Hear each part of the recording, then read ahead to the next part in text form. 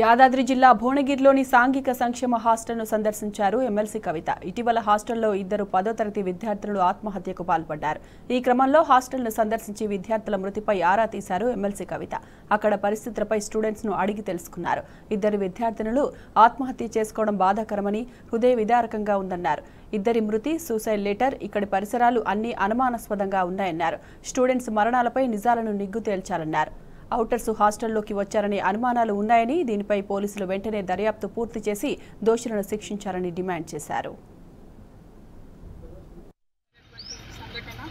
ఇద్దరు ఆడపిల్లలు 10వ తరగతి చదువుతున్నటువంటి ఆడబిడ్డలు ఇద్దరు కూడా సూసైడ్ చేసుకొని చనిపోవడం 2, 3, 4 రోజులు అవుతున్నప్పుడు కూడా మరి పోలీసు వాళ్ళకి ఎటువంటి కారణాలు సరిగ్గా దొరకడం లేదని చెప్పడం జరిగింది.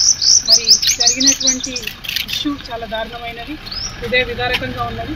ఇద్దరు ఆడపిల్లలు ఒకటే రూమ్లో సూసైడ్ చేసుకొని చనిపోవడం, మరి ఒక అనుమానాస్పద రీతిలో ఉన్నటువంటి సూసైడ్ లెటరు, ఇక్కడ చూస్తున్నటువంటి పరిసర ప్రాంతాలన్నీ కూడా కొద్దిగా అనుమానాస్పదంగా ఉన్నాయి. మరి పోలీసు వాళ్ళు తక్షణమే మంచిగా ఇన్వెస్టిగేషన్ తరోగా చేసి దోషులు ఎవరన్నది నిర్ధారించాల్సినటువంటి అవసరం ఉన్నది.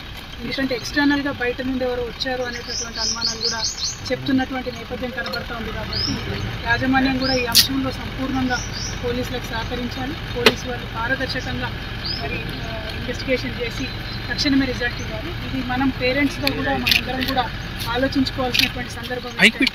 10వ తరగతి చదువుతున్నటువంటి పిల్లలు మరి వాళ్ళు ప్రెషర్కి తట్టుకోలేక ఇవాళ ఆత్మహత్యలు చేసుకుంటున్నారా, లేకపోతే ఇంకేదైనా జరిగిందా, ఈ పరిస్థితులకు కారణం ఏంటి, మన పిల్లలు సేఫ్గా ఉన్నారా లేదా, ఇటువంటి భయాందోళనలు పెరుగుతున్నటువంటి నేపథ్యంలో మరి ప్రభుత్వం తక్షణమే పాజిటివ్ చర్యలు తీసుకోవాలని చెప్పి తెలంగాణ జాగృతి పక్షాన, బీఆర్ఎస్ పార్టీ పక్షాన డిమాండ్ చేస్తున్నాను. Thank you.